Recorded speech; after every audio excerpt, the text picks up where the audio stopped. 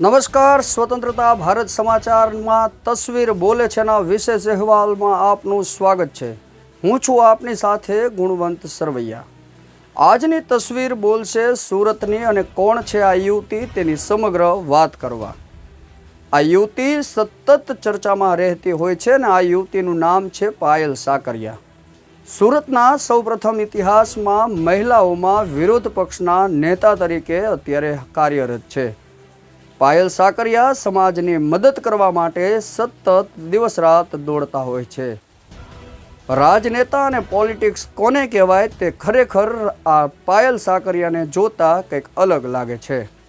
જો કે નેતાઓની છાપ જે પ્રકારથી સમાજમાં ઉપજેલી છે તેને સદંતર વિપરીત પરિસ્થિતિનું કામ આ પાયલ સાકરિયા કરી રહ્યા છે। પાયલ સાકરિયા તે સમાજને સતત ઉપયોગી બનતા એક રાજનેતા કહી શકાય। પાયલ સાકરિયા 2001માં 22 વર્ષની ઉંમરે કાઉન્સિલર બન્યા હતા। જો કે તેમના પરિવારમાં રાજનીતિનો કોઈને પણ ન ખબર હોય, પરંતુ પાયલ સાકરિયાએ રાજનીતિમાં ઝંપલાવ્યું હતું।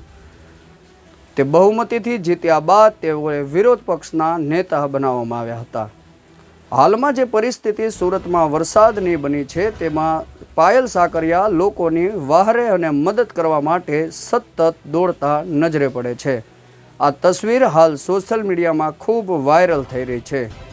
અડધી રાત્રે પણ પાયલ સાકરિયા સમાજની મદદ માટે પહોંચતા હોય છે।